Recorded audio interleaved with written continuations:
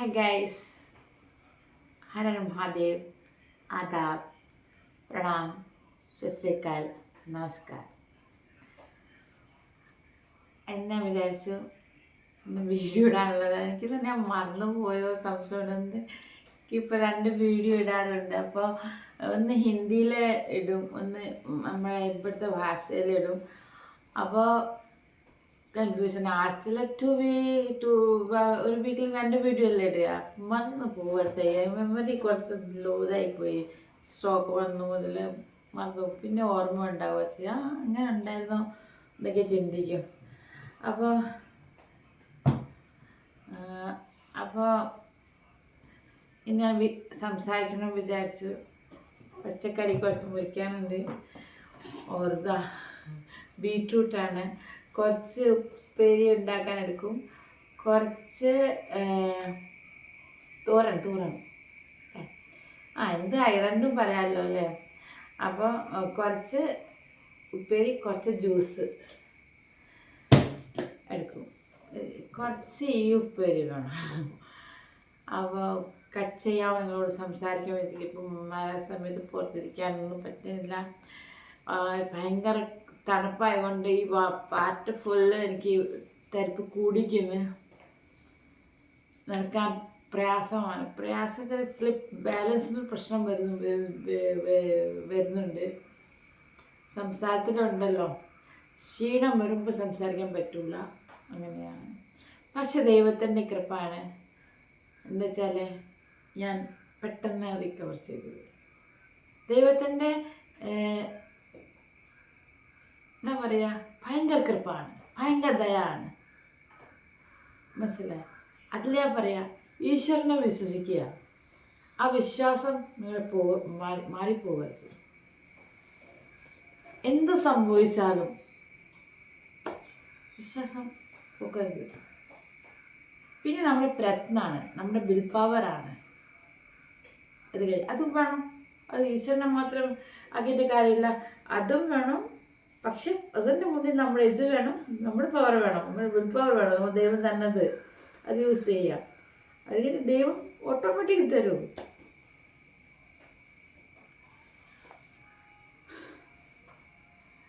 ഇന്ന് ഞാൻ രാവിലെ കുളിച്ചിട്ടാണല്ലോ ഈ കിച്ചൺ വർക്കൊക്കെ തുടങ്ങുള്ളൂ. ഇന്ന് എൻ്റെ ഫാദറിനെ ഓർത്തുപോയി. എൻ്റെ ഫാദറില്ല. ഫാദർ പറയായിരുന്നു എന്നോട് ഭയങ്കര ഇതാണ്. നിങ്ങൾ 3 ആൾക്കാരുണ്ട്. 3 ആൾക്കാർ ഏറ്റവും കൂടുതൽ എന്നോടാണ് എല്ലാ കാര്യം വിഷയത്തിന്. എൻ്റെ പാപ്പാജി ഭയങ്കര ഫ്രണ്ട്സാണ്. ഒരു സമയത്തില്ല, ഫ്രണ്ട്സ് ഇല്ല, പേടിയായിരുന്നു. കല്യാണം കഴിഞ്ഞാൽ ഭയങ്കര ഫ്രണ്ട്സായി. എല്ലാം എന്നോട് പറയും, എല്ലാം ഞാൻ അങ്ങോട്ട് പറയും, പാപ്പ ഇങ്ങനെ ചെയ്യണം, അങ്ങനെ ഇവൾ ചെയ്യുള്ളൂ. എൻ്റെ മദറിനോട് ഭയങ്കര ഇതായി. മദറിനോട് ചോദിക്കാതെ പറയാതെ ഒരു കാര്യം നടക്കൂല. മീൻസ് മമ്മി സ്ട്രോങ് അല്ല, പക്ഷെ മമ്മീൻ്റെ അതിന് ഭയങ്കര ഒരു ഇതാണ്, എൻ്റെ ഒരു റെസ്പെക്റ്റാണ് മമ്മി പാപ്പയ്ക്ക്. അങ്ങനെയായിരുന്നു മരിക്കുന്നവരെ വരെ. മമ്മിക്ക് തീരെ വയ്യ. അപ്പോൾ ഷുഗറൊക്കെ വന്നിട്ട് കാല് മുറിഞ്ഞു.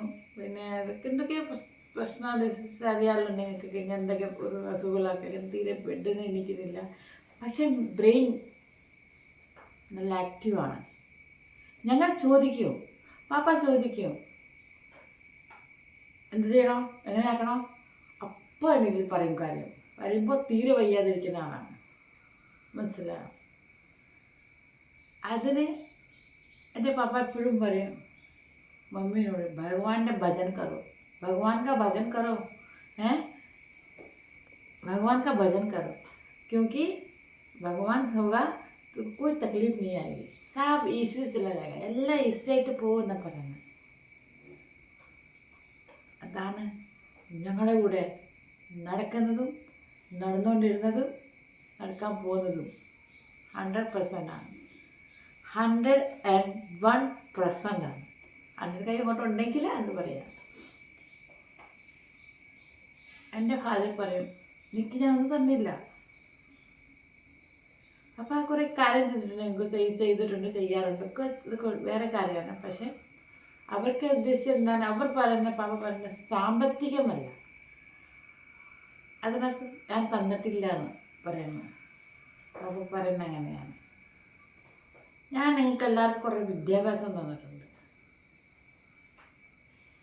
അതിന് കൂടെ വേറൊരു സംഭവം തന്ന് ഭഗവാന്റെ റൂട്ട്. അപ്പോൾ ഇതിൻ്റെ പാപ്പൻ്റെ ഓർമ്മ കൊണ്ട് പറയാണ് കേട്ടോ. എൻ്റെ ഞങ്ങളുടെ ചേകൻ 3 ആൾക്കാരാണ്. ഒരു അനിയനുണ്ട്, 2 സിസ്റ്റേഴ്സും ഉണ്ട്, ഞാനാ മൂത്തത്. അപ്പോൾ ഞങ്ങളൊക്കെ ചെറിയ സമയത്ത് എല്ലാ കുട്ടികൾ കളിക്കുമ്പോൾ, ടി വി കാണുമ്പോൾ, തിയേറ്ററിൽ കാണാൻ പോകുമ്പോൾ ഞങ്ങൾ ആധ്യാത്മിക് പ്രവചൻ മീൻസ് എന്താ പറയുക, മറ്റേ സ്വാമിമാർ സംസാരിക്കൂല്ലേ, ഒരു ഭാഷണം, അത് ഹിന്ദിയിൽ പ്രവചൻ സത്സം എന്ന് പറയും. അത് ഞങ്ങൾ കേട്ടുകൊണ്ടാണ് വളരുന്നത്. സത്യം പറയാം, എൻ്റെ ചെറുപ്പത്തിൽ ഞാൻ പഠിച്ച സ്കൂളാണ് സരസ്വതി ശിശു മന്ദിർ. മനസ്സിലായോ? സരസ്വതി ശിശു മന്ദിർ. സരസ്വതി ശിശു മന്ദിറിൽ എന്താ സംഭവിച്ചാൽ നമ്മുടെ സംസ്കാരം എന്താണെന്ന് അതാണ് പറഞ്ഞു പറയാം. കാരണം ഞാൻ മനസ്സിലാക്കുന്നത് അത് നമ്മുടെ മക്കൾക്ക് ഉണ്ടെങ്കിൽ നമ്മുടെ മക്കൾ ഒരിക്കലും ചീത്തയാവില്ല. 100% ആണ്. അത് തരുന്ന ആരാ? നമ്മളെ ഉണ്ടാക്കിയ ആൾക്കാരാണ്. നമ്മുടെ അച്ഛനമ്മ അങ്ങോട്ട് തരേണ്ടത്. നാളെ നമുക്കൊരു മക്കൾ വരുമ്പോൾ നമ്മൾ അങ്ങോട്ടാണ് കൊടുക്കേണ്ടത്, അല്ലേ? അപ്പോൾ ഞങ്ങൾ ഇങ്ങനെയാ പ്രൊഫഷൻ കേൾക്കും. അതേപോലെ തന്നെ ലീവുള്ള ദിവസം എന്ന് വെച്ചാൽ സ്കൂളിൽ ഈ മൗനസാധന പറഞ്ഞാൽ മിണ്ടൂല, പരസ്പരം 5 ആൾക്കാർ ഇങ്ങോട്ടങ്ങോട്ട് മിണ്ടൂല. പിന്നെ ഭക്ഷണം കഴിച്ചൊക്കെ സൈലൻ്റാണ്. നമ്മുടെ ഇതിനെ സൈലൻറ്റ് ചെയ്യുകയാണ്. നമ്മുടെ സംസാരത്തിന് എല്ലാ ദിവസവും നമ്മൾ ആടിനെ പോലെ സംസാരിച്ചുകൊണ്ടിരിക്കുകയല്ലേ. അപ്പോൾ അത് ഇങ്ങനെ എന്താ പറയുക, അതിനെ സൈലൻറ്റ് കൊടുക്കുകയാണ്. മനസ്സിലായിട്ടുണ്ടല്ലോ? അത് ചെയ്യാൻ എനിക്ക് വർത്താനം പറയാൻ മലയാളം പറയാൻ പല പ്രോബ്ലംസ് ഉണ്ട് കേട്ടോ. അപ്പോൾ അന്ന് എന്ത് പറയണമെങ്കിൽ ഇങ്ങനെ എല്ലാം എഴുതി വെച്ചിട്ട് പറയുക ചെയ്യും. അത് രാവിലെ തുടങ്ങിക്കഴിഞ്ഞാൽ 9 o'clock തുടങ്ങിക്കഴിഞ്ഞാൽ പിന്നെ ഈവനിങ് 5 o'clock വരെ അല്ലെങ്കിൽ 4 o'clock വരെ ടൈമിങ്ങാണ് അത് ചെയ്യുക. അങ്ങനെ പിന്നെന്താ പറയുക, അതിനെ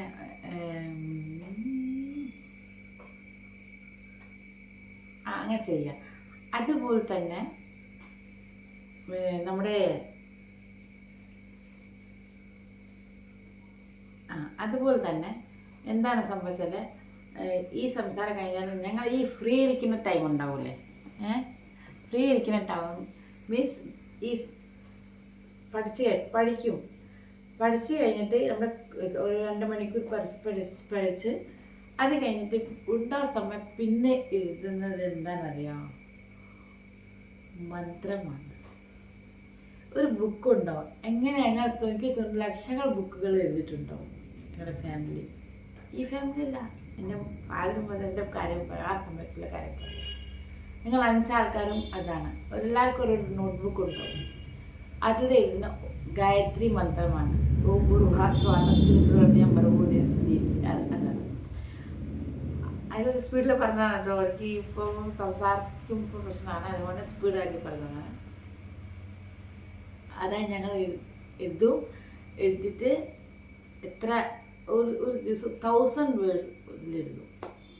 മനസ്സിലാവും? ഒരു പേജല്ല, 1000 ആണ്. 1000 മന്ത്രം എഴുതണം. അതുപോലെ അത് കഴിഞ്ഞിട്ട് രുദ്രാക്ഷൻ്റെ ഇതുണ്ടാവും, മല.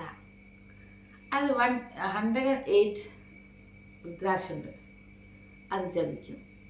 4 മാല 5 മാല അങ്ങനെ. പിന്നെ നമുക്ക് കുറച്ച് റെസ്റ്റ് എടുത്ത് ഉറങ്ങി അല്ലെങ്കിൽ കിടന്നു ഇരുന്ന് പിന്നെ പഠിച്ചു. അതിന് പിന്നെ ആ ഒരു ലൈഫായിരുന്നു ഞങ്ങൾ 5 ആൾക്കാർ അങ്ങനെയാണ്. എൻ്റെ പാപ്പ തന്നത് അതാണോ ധരോഹർ. അതാണോ സമ്പത്തി? അതാണ് എല്ലാം. അവ മരിക്കുന്ന മുന്നിൽ പറയുന്നത് എന്നോട് ഒരു എപ്പോഴും പറയും, പക്ഷെ എന്നാലും 10 ദിവസം 8 ദിവസം മുന്നിൽ പറഞ്ഞ്,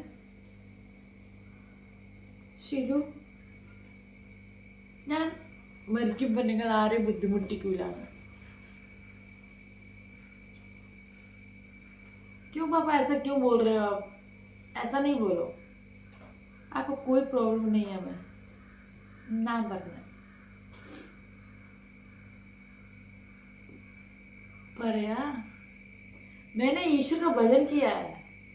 ഞാൻ ഈശ്വരനെ ഭജന ചെയ്തതാണ്. നിങ്ങൾ ആരെയും ബുദ്ധിമുട്ടിക്കില്ല.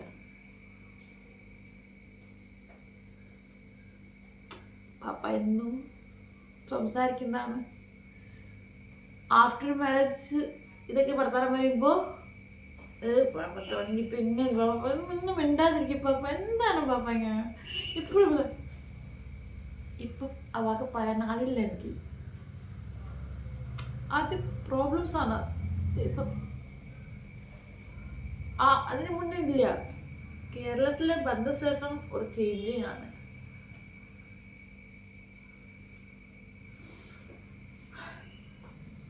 അങ്ങനെ പെട്ടെന്ന് ആ 8 ദിവസം മുന്നിൽ തന്നെ പറഞ്ഞു, ഞാൻ മരിക്കും, ചിലപ്പോൾ കാണൂല. അങ്ങനെ ഞാനത് പറഞ്ഞ്, चिंता मत करना, विस्मित सब भगवान है. तुम्हें भगवान, तुम लोग को कोई चीज़ की चिंता नहीं होगा. तुम लोग और കാര്യത്തിൽ വിഷമിക്കില്ല. ഞാൻ നിങ്ങൾക്ക് വേണ്ടി ഭജിച്ചിട്ടുണ്ട്. വിശ്വാസം. അപ്പം ചില ആൾക്കാർ ഇതൊന്നും നാസ്തിക, ചില ആസ്തിക്കാരുണ്ട്. ഭഗവാൻ ഭജിക്കുന്ന ആൾക്കാരുണ്ട്, ഭഗവാൻ വിശ്വസിക്കാത്ത ആൾക്കാരുണ്ട്. പക്ഷെ ഞാൻ 100% വിശ്വസിക്കുന്നതാണ്. ഞാൻ കൂടുതലായിട്ട് അമ്പലത്തിൽ നിന്ന് പോകില്ല. പക്ഷെ എൻ്റെ ഉള്ളിൽ ആദ്യം വെച്ച സംഭവമുണ്ട്. സ്വാമിമാർ വന്ന് എൻ്റെ വീട്ടിൽ വന്ന് പ്രഭാഷണം ചെയ്യുന്നത്. ഇപ്പോൾ പ്രഭാഷണം എന്ന് പറഞ്ഞാൽ എനിക്ക് എങ്ങനെ അറിയോ? എൻ്റെ വീട്ടിൽ നടന്നത് എങ്ങനെയല്ല. മതം ധർമ്മം എന്ന് പറയാം. മതം ധർമ്മം അവിടെ ഇല്ല. ആകെ പറയുന്ന ആധ്യാത്മിക് എന്ന് പറഞ്ഞാൽ എങ്ങനെ ഈശ്വർ നമ്മളെ എങ്ങനെ ചേഞ്ച് ചെയ്യുക, നമ്മളെങ്ങനെ നമ്മൾ ശുദ്ധാക്കുക, നമ്മളെങ്ങനെ മറ്റൊരാളിനെ പെരുമാറുക. അതാണ് ആധ്യാത്മികമായിട്ട് ഞങ്ങളെ പഠിപ്പിച്ചത്. ഈശ്വര സഹായം കൊണ്ട് അതൊക്കെയാണ് കൊണ്ടുപോകുന്നത്. എപ്പോഴെങ്കിലും ഒരു മിസ്റ്റേക്ക് ഉണ്ടാവും, മനസ്സിലല്ലേ ആവും. പക്ഷെ 4 ദിവസം ഞാൻ കൊണ്ടുപോകുന്നുണ്ട്. അപ്പോൾ എൻ്റെ പാപ്പ ഇത് പറഞ്ഞ് ഒരു ദിവസം മുന്നേ ഞാൻ പോയി, മരിക്കിന് ഒരു ദിവസം മുന്നിൽ പോയി, മരിക്കിനല്ല ഹോസ്പിറ്റലിൽ പോകുന്ന ഒരു ദിവസം പോയി. ഇന്ന് കുറേ കാര്യം പറ്റി. എനിക്ക് എൻ്റെ ഭർത്താവിനെ കേൾക്കാൻ നേരമില്ല എന്ന് പറഞ്ഞു. ഇന്ന് എവിടെ പോവാനാ? അപ്പം നിങ്ങൾ എന്താ പറയുക, നിങ്ങളുടെ മൈൻഡ് എന്താ തിരിഞ്ഞോണ്ടിരിക്കുക. പറയാൻ കുറേ ഉണ്ടായിരുന്നു പപ്പയ്ക്ക് എന്നോട്. കഴിഞ്ഞില്ല. ഹോസ്പിറ്റലിൽ കൊണ്ടുപോയി നോക്കിയപ്പോൾ 8 holes എന്തോ ബ്ലോക്കൊക്കെ ഉണ്ടെന്ന് പറഞ്ഞു. 8 ബ്ലോക്ക് പറഞ്ഞ ഡോക്ടർ. ആ 8 ബ്ലോക്കിൽ എങ്ങനെ ജീവിച്ചുകൊണ്ടിരുന്നത്? ഒരു മരുന്നില്ല. ആകെ ഷുഗർ ഉണ്ടായിരുന്നു. അത് ചിലത് ഉണ്ടാവും, ചിലത് ഉണ്ടാവില്ല. ഒരു പ്രശ്നമില്ല.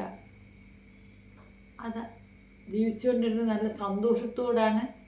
നല്ലതാണ്. എവിടെ പോയാലും ഭയങ്കര അട്രാക്റ്റീവ് മാനാണ് എൻ്റെ ഫാദർ. പെണ്ണെ നോക്കും, ആനകളൊക്കെ നോക്കും, ഒരുത്തന്മാരൊക്കെ നോക്കും. എനിക്ക് ഭയങ്കര അഭിമാനമായിരുന്നു എൻ്റെ ഫാദറിനെ. ഞാൻ പറയാം, എൻ്റെ ഫാദർ പോലും ഒരാളുടെ ഫാദർ ഉണ്ടാവില്ല. അത്ര ഹാൻഡ്സമാണ്. നല്ല പേഴ്സണാലിറ്റിയാണ് എൻ്റെ ഫാദറിൻ്റെ. മനസ്സിലായോ? പറയാൻ ഭയങ്കര ഭംഗിയ വ്യക്തിയാണ്. കണ്ണാനൊക്കെ തോന്നില്ല. ജീൻസ് ഇടുക, പാൻറ് ഇടുക, നല്ല ഫാഷൻ ലുക്കാണ്. പക്ഷെ അതൊക്കെ പാപ്പാൻ ഡാഡി ഷേവിങ് ഡൈയൊക്കെ ഞാൻ കൊടുക്കല. പാപ്പ പ്രായമായിട്ട് ചിരിക്കരുത്. എന്നെങ്കിലും എൻ്റെ ഫാദറിൻ്റെ ഫോട്ടോ ഇടും, അങ്ങനെ കാണാം. അങ്ങനെ എൻ്റെ പാപ്പ പോയി. ഇത് പിന്നെ രാവിലെ ഞാൻ ഇങ്ങനെ ചിന്തിച്ച് ഓർത്തുപോയി. അപ്പം നിങ്ങളോടൊന്ന് ഷെയർ ചെയ്യാൻ വിചാരിച്ച്. അതാ പറയുന്നത്, ദുഃഖത്തെ സുഖത്തിൽ നിങ്ങൾ നേടണം. എൻ്റെ മമ്മി ICU കിടക്കുകയാണ്. ഡോക്ടർ പറഞ്ഞ് രക്ഷപ്പെടില്ല. ഞാൻ കാണാൻ പോയി മമ്മീനെ ICU. മമ്മി കുറേ സഹിച്ചതാണ്. പക്ഷേ എൻ്റെ മമ്മി ആരും വേദനിപ്പിക്കാതെ പക്ഷേ ഇനി കഴിഞ്ഞ ജന്മം എന്തോ ഉണ്ടോ, എനിക്ക് പഴയ ജന്മം എന്തെങ്കിലും ഉണ്ടോ നമുക്കറിയില്ല. അതിലെന്ത് പക്ഷേ ഈ ജന്മത്തിൽ ആരെയും വേദനിപ്പിക്കാത്തൊരു അമ്മ ആയിരുന്നത്. പക്ഷേ കുറേ സഹിച്ചു. എനിക്ക് തോന്നുന്നു 16-18 വർഷം വരെ സഹിച്ചതാണ്. പക്ഷേ ഒരു കാര്യം കൊണ്ട് പാപ്പ ഞങ്ങളെ എപ്പോഴും ഞങ്ങളെ കുറ്റം പറഞ്ഞു. നിങ്ങളുടെ മക്കൾ എങ്ങനെയാണ്, എൻ്റെ മക്കൾ എങ്ങനെയാണ്, ഇങ്ങനെയാണ്. പക്ഷെ എൻ്റെ മക്കളുടെ പോലെ മക്കൾ എൻ്റെ ഫാദറിനെ പോലെ ആർക്കും ഉണ്ടാവും. പക്ഷെ കുറച്ചായിരിക്കും, റെയറായിരിക്കും. എൻ്റെ മമ്മി വീൽ ചെയറാണ്. ഞങ്ങളൊക്കെ സോഫയിൽ ഇരുന്നാൽ എൻ്റെ ഫാദർ മമ്മീൻ്റെ കവച്ചാണ്. അപ്പോൾ ഇങ്ങനെ ഒരു 2 മിനിറ്റ് നിങ്ങൾ ഇരിക്കുകയാണ്. 2 മിനിറ്റ് ഇരുന്നാൽ കഴിഞ്ഞാൽ ക്यों मम्मी को बैठे जा रही है क्या, मम्मी को सोफा नहीं है, मम्मी को चेयर नहीं है, मीन्स മമ്മിക്ക് എന്താ നിൽക്കുന്നത്, മമ്മിക്ക് ചെയറൊന്നും ഇല്ല ഇരിക്കാൻ. മമ്മീനെ റെസ്പെക്റ്റ് കൊടുത്തിട്ടുള്ള ബാക്കിക്ക് അറിയാം. പക്ഷേ ഞങ്ങളെങ്ങനെ അറിയാം, ഞങ്ങൾ മമ്മി അസുഖമാണ്, ബെഡിൽ കിടപ്പാണ്, കിടക്കാൻ സമ്മതിക്കില്ല, ഇരിപ്പിക്കും, വീൽ ചെയറിൽ കൊണ്ട് പുറത്ത് വെക്കും, പുറത്ത് ആൾക്കാരനെ കാണിക്കും, പല സ്ഥലത്ത് കൊണ്ടുപോകും. പിന്നെ എൻ്റെ ഭാബിയുണ്ട്, ബ്രദറിൻ്റെ വൈഫുണ്ട്, അത് നല്ല കെയറിങ് ആയിരുന്നു കേട്ടോ.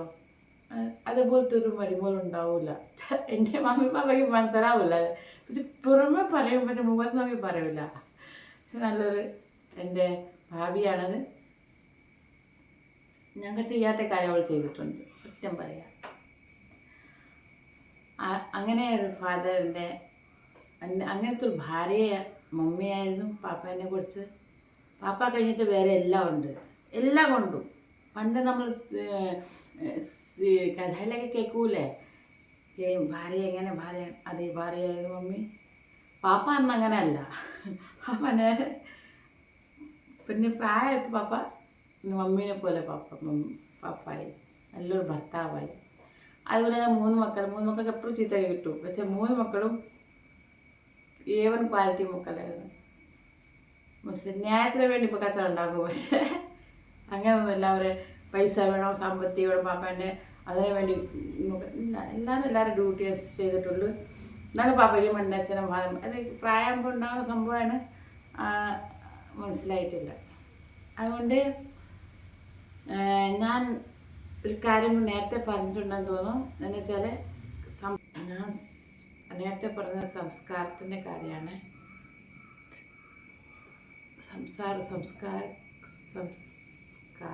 സംസ്കാര കാര്യം എന്ന് വെച്ചാൽ മക്കളെ, ഞാനൊക്കെ രാവിലെ എണീക്കും. ഞാൻ പറഞ്ഞിട്ടുണ്ട് എന്ന് തോന്നുന്നു. സരസ്വതി ശിശു മന്ദിർ സ്കൂളിലാണ് ഞാൻ പഠിച്ചത്, LKG മുതൽ 6th വരെ. അപ്പോൾ അവിടെ എങ്ങനെയായിരുന്നു, നഖം മുറിച്ചോ ആചാര്യജി, മാസ്റ്ററിന് ആചാര്യജി എന്ന് പറയും. ആചാര്യജി നഖം മുറിച്ചിട്ടോ നോക്കും, മനസ്സിലായി, മൂക്ക് നോക്കും, അങ്ങനെ പല്ല് നോക്കും, പിന്നെ എല്ലാ വൃത്തിയുണ്ടോ ഇല്ലേക്ക് നോക്കും. സ്കൂളിൽ പോകുമ്പോൾ പ്രാർത്ഥന കഴിഞ്ഞാൽ ഇതൊക്കെ നോക്കുക ചെയ്യാം. പിന്നെ സംസ്കൃത് മീഡിയമാണ്. പിന്നെ അതുപോലെ ആരൊക്കെ ആയിട്ട് രാവിലെ എണീച്ച അച്ഛനമ്മേൻ്റെ കാൽ തൊട്ട് തൊഴുതി അതൊക്കെ ചോദിക്കും. അത് ആൻസർ ഷീറ്റ് ഉണ്ടാവും, അതിലൊരു ഇതൊക്കെ ഉണ്ടാവും, ഡെയിലി ഉള്ള സംഭവം, അതൊക്കെ ചോദിക്കും. അതൊക്കെ ശരിക്ക് മനസ്സിൽ എപ്പോഴും ഉണ്ട് കേട്ടോ എനിക്ക്. അപ്പോൾ അതുപോലെ തന്നെ സംസ്കാരം നമ്മളങ്ങനെ ചെയ്യുമ്പോൾ മക്കൾ അതേപോലെ തന്നെ പോകും. ഞാൻ എൻ്റെ കുട്ടീനെ എൻ്റെ മുതൽ കസിൻസ് ഏട്ടൻസൊക്കെ വരുമ്പോൾ അവന് മാമാസല്ലേ പറയുക. അപ്പോൾ ഞാൻ പറഞ്ഞ ചെറുതിൽ കാലൊക്കെ തൊട്ട് തൊഴണം, ഗുഡ് മോർണിംഗ്, ഹലോ, ഹായ്, അതൊക്കെ നമ്മുടെ ഇവിടെ ഇല്ലല്ലോ. അപ്പോൾ അത് വേണ്ട, നമസ്തേ ചെയ്യുക, നമസ്തേ ചെയ്യുക, ഇങ്ങനെ കുറച്ച് കുനിയണോ, നമസ്തേ, അവർ റെസ്പെക്റ്റ് കൊടുക്കാൻ നമ്മൾ അല്ലേ, അത് ചെയ്യുക. അതുപോലെ അത് കഴിഞ്ഞ് അത് കാൽ തൊട്ട് തൊടുക. ഇപ്പം ആദ്യം ഞാൻ മോനോട് എപ്പോഴും മോനെ ഇങ്ങനെ കാല് ഇങ്ങനെ പറയായിരുന്നു, ഇങ്ങനെ വെച്ചാൽ ആർക്കും മനസ്സിലാവരുത്, അവർക്ക് മനസ്സിലാവരുത്, പിന്നെ അവരെ മനസ്സിലായാൽ മതി. ഇപ്പം എങ്ങനെ വെച്ചാൽ നമ്മൾ പറയണ്ട, വേഗം അപ്പം എന്തെന്നറിയോ, നമ്മൾ എന്താ ചെയ്യേണ്ടതറിയോ, ഒരാൾ ചെയ്യുമ്പോൾ ശരി ആയിക്കോട്ടെ അല്ലൊന്നും വിട, അങ്ങനെയല്ല. ആയുഷ്മാൻ ഭവ, ഈ കൈ ഇവിടെ ഉണ്ടാവണം. ആയുഷ്മാൻ ഭവ, ചിരഞ്ജീവി ഭവ,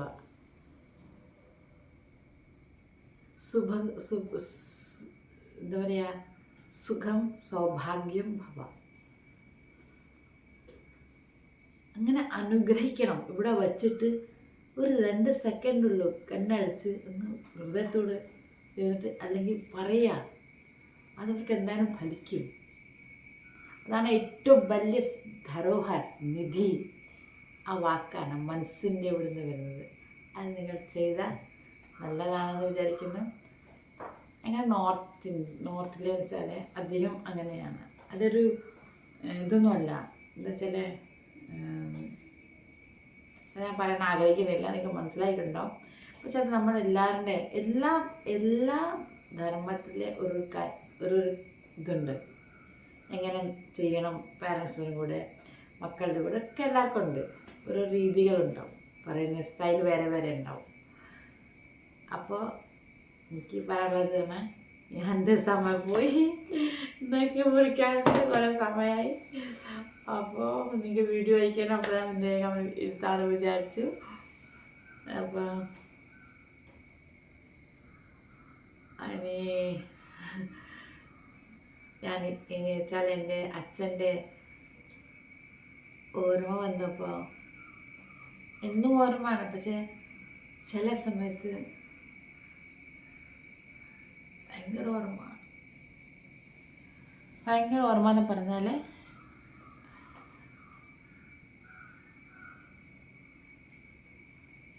എനിക്കറിയാം, നമുക്ക് എല്ലാവർക്കും അറിയാമല്ലോ, നമുക്കൊരു കഷ്ടപ്പെടുമ്പോൾ വേദന എങ്ങനെയാണ്.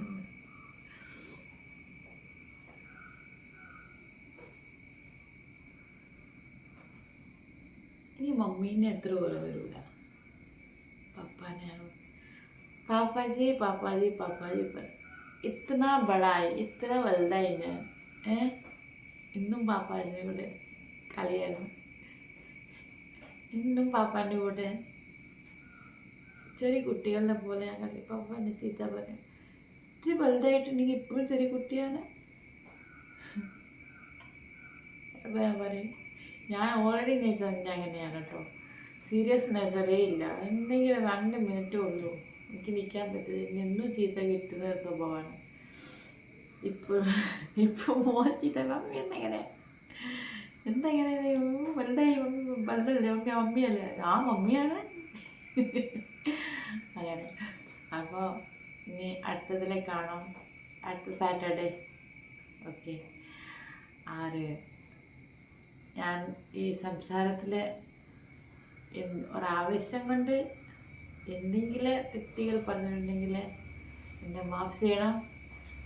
ആരെയും വേദനിപ്പിക്കാനോ ആരെയും ഇൻസൾട്ട് ചെയ്യാനല്ല, ജസ്റ്റ് എൻ്റെ മനസ്സിൻ്റെ കാര്യം ഞാൻ പറഞ്ഞതേ. എൻ്റെ കൈ കണ്ടോ, ഇതൊക്കെ പുല്ലി പോയതാണ്, ഇത് പുല്ല് തരിപ്പല്ലേ, അറിയില്ലല്ലോ പിടിച്ചാലേ. എന്താ ഇവിടെയൊക്കെ ഉണ്ടോ. അപ്പോൾ എന്തെങ്കിലും ഉണ്ടെങ്കിൽ എന്നെ മാഫ് ചെയ്യണം കേട്ടോ, നിങ്ങൾ എല്ലാവർക്കും പറയാണ്. അപ്പോൾ നമുക്ക് അടുത്ത ആഴ്ച കാണാം. നിങ്ങളെല്ലാം സുഖമായിട്ടിരിക്കൂ, സന്തോഷമായിരിക്കും.